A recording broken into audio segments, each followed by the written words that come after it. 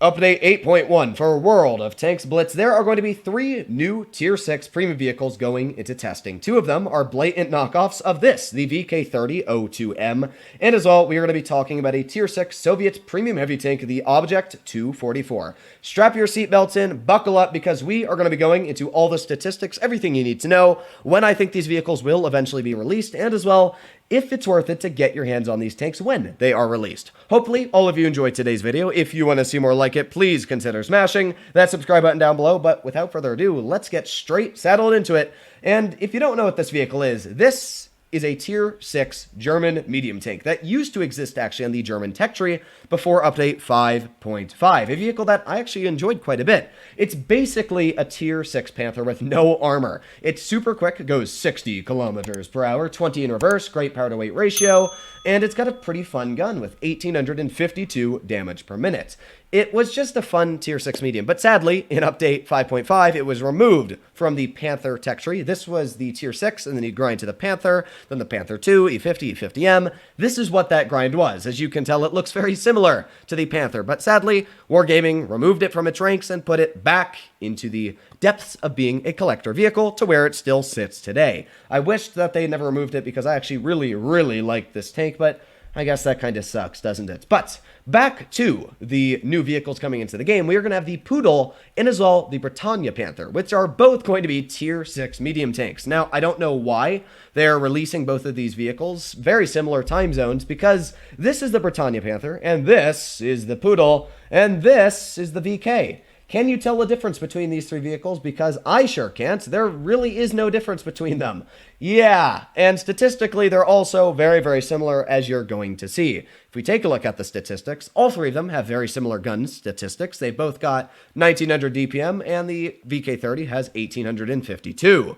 The penetration, however, on the Poodle is a little bit more at 160 millimeters, where the VK30 and as well the Britannia Panther are both 150. But alpha, all 160, the rate of fire is basically the same, caliber, shell velocity, basically all of those values are identical. Now, one thing that is a little different is although the Poodle has more standard pen than the other 2 tanks, it does have less premium penetration, so it's kind of a trade-off there that I guess you could be willing to make if you wanted to have that better standard pen, but other than that, they're all basically identical. All of them have the exact same aiming time, but the Poodle and as well the Britannia Panther have better dispersion than the .317 on the VK30-02M, but on movement dispersion are all exactly the same. Depression is also exactly the same. I don't know why it's saying that these ones are worse. It's only 20 and like everything else is basically the same. So all the gun handling statistics on these tanks are basically the same on these vehicles, but I will say the Poodle is going to have quite an accurate gun for a Tier 6 medium tank. You normally don't get into the .29 area.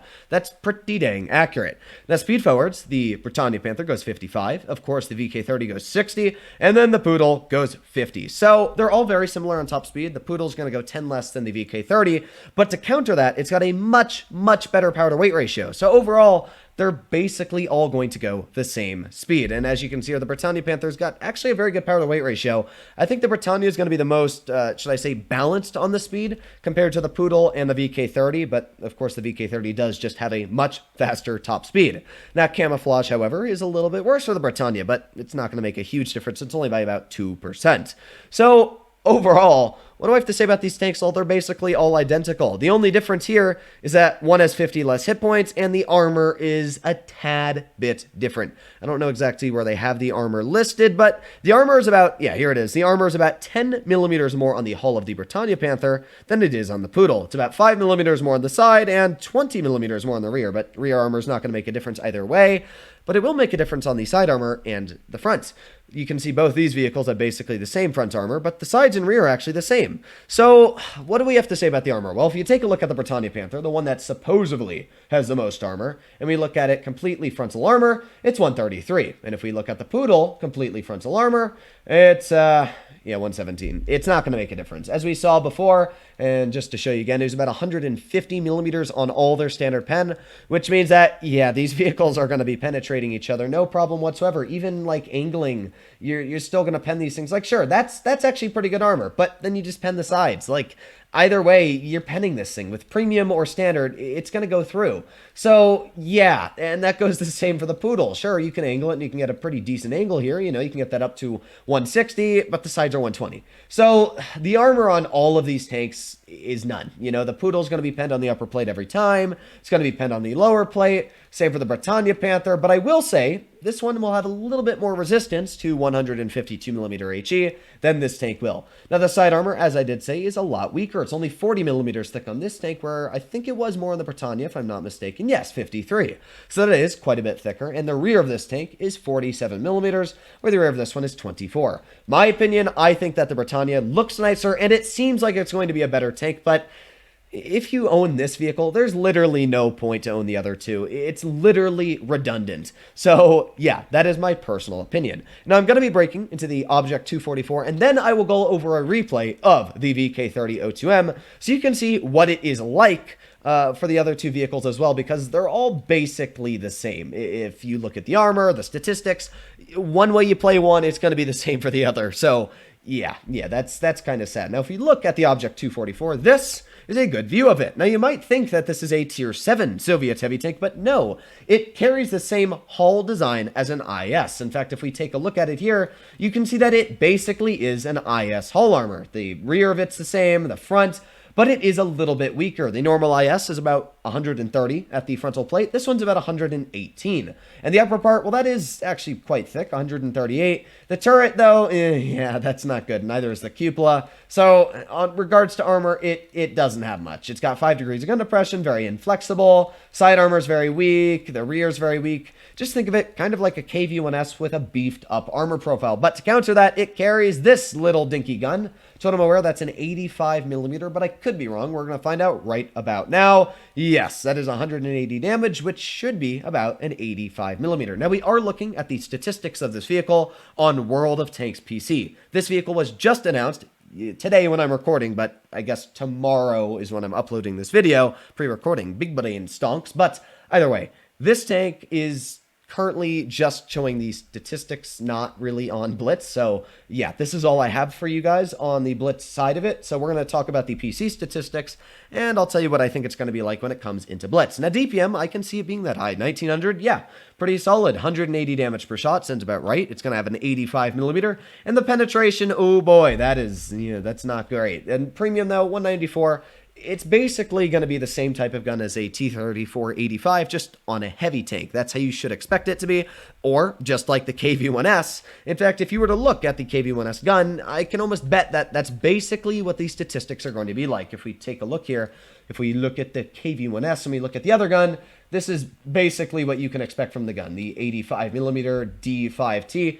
This is kind of what the gun's going to be like. Now, obviously, this tank doesn't really have a fully upgraded crew, and I don't have consumables or provisions, but you can basically expect that it's going to be very similar, about maybe 1800 DPM on it. Dispersion seems not so good, though, at 0.34. Aiming time, yeah, quite big. It just looks like it's going to be a KV-1S with a 85mm, which you can mount on the KV-1S. It's basically going to be this. This is basically what the tank's going to be, but instead of it having the KV-1S hull, it's going to have an IS hull armor. So I don't really know what to say about that. The KV-1S is definitely better when you run the top 122 on it. So on that aspect, and let's see how much DPM it has. About 1730 there. We can get the DPM a little higher, 1860. So yeah, it's basically the same DPM as it is on World of Tanks PC. So just think of this tank with an IS hull. So it's going to take away the weakness of that super weak hull armor, and it's actually going to be able to get a couple bounces, just like the KV-220, the Tier 5 that has the KV-3 hull. That's kind of what this vehicle is going to be like, is it's going to be a Tier 6 with a Tier 7 hull that's going to be able to get some decent bounces from Tier 5 vehicles, but at the same time, it's not going to be that well armored. I think it'll be decent, but nothing spectacular. Don't get your hopes up for it.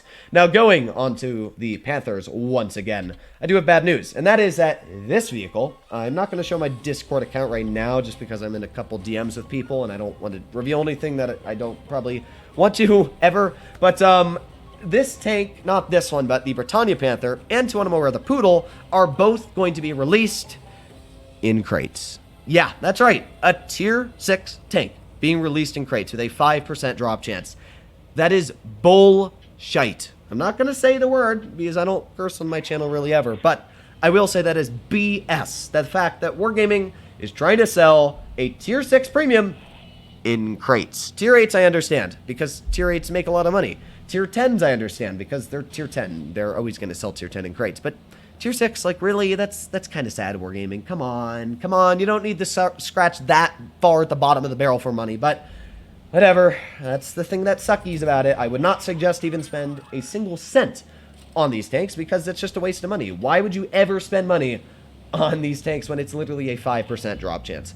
But either way, we're still going to talk about it, because you need to know how to take these things out, what they're going to play like. So yeah, we're gonna get straight into this vehicle. The reason I made the review on the KV, or not the KV, I was gonna call it the KV-85, because I'm so used to that being kind of what it is on World of Tanks PC. But yeah, the Object 244, the reason I'm just gonna briefly go through that tank before is because there's really nothing special about it.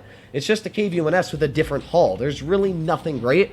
This vehicle, at least, is something unique that not a lot of people really know too much about. So you can see that we've already dealt a decent amount of damage, but expecting to bounce shells, as I said, you really don't. Even that stock Cromwell, you can even say I looked at this thing, it has no armor. It basically has none. I think the guy went through my turret, if I'm not mistaken there. Can we take a look?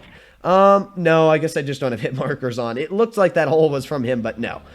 But either way, the thing has basically no armor. The Britannia Panther is 10 millimeters more, and you're really not going to expect to get any bounces from it. Maybe Tier 5s are going to bounce, but overall, I wouldn't expect it. Most Tier 6s are just going to butter right through you, and a Tier 5, well, they'll just load premium. So that part, I don't expect too much. No, I do have hit markers on. I just don't know where that guy shot me. Okay. I guess that's something special. But we're doing pretty good here. We've got the Hellcat off to the side, who I did want to get a shell into, but sadly, we just couldn't. You can see here, this is that great speed and that power to weight going in together. We're going 40 kilometers per hour uphill, and with that, we're easily keeping up with a tank like this VK2801, but decided to change my peripheral view and go for the Hellcat. Hellcat, of course, has a much deadlier gun, and with that, I want to clear him. The HE on this tank is just enough to cut through that Hellcat's frontal armor, and oh, I love HE so much on these tanks. Hellcat, I'm sorry, buddy, but there goes another shot into you. But again, you can see, like, it's the armor, it doesn't exist. Here we are, just going to shoot through the Hellcat's mantlet, but again, like, yeah, armor, what even is it? Doesn't exist. Ooh, got lit on fire there. You can see I was not too happy about that. But we're still alive. We're still kicking, doing some dirty work for the team here. And with that, we're going to continue on kicking some booty. Now, again, you can see the power to weight for this vehicle isn't spectacular. You can expect, I would say, the Poodle and as well the, what's the other one? The Britannia Panther? Sorry, they're so similar, I get them confused. But you can expect both of them to accelerate similar to this. This thing, as you can see, we went pretty quickly up to 50. But yeah, this is basically what you're going to expect from the other two tanks. And nothing really out of the ordinary here. The guns are all going to be very similar on the dispersion. And as you can see, the dispersion on this tank is fine as it is. So there you have it. That is the VK30. That is the Britannia Panther and the Poodle all in one right here. This single tank basically is all three of them. Not much I need to say further expanding on that. Hopefully all of you enjoyed today's video. If you learned anything new and you want to see more stuff like this, please consider smashing that subscribe button down below. If you wanted to know when I think these tanks will be coming out, I would guess that the Poodle is coming out in update 8.1 and the Britannia Panther is going to be going into testing in 8.1. I think the KV, or not the KV, I keep trying to call it the KV-85, but the Object 244 will be in testing. And it'll probably release sometime 8.2. I wouldn't expect much about it, probably in crates, because that's apparently what Wargaming's doing in Tier 6 now.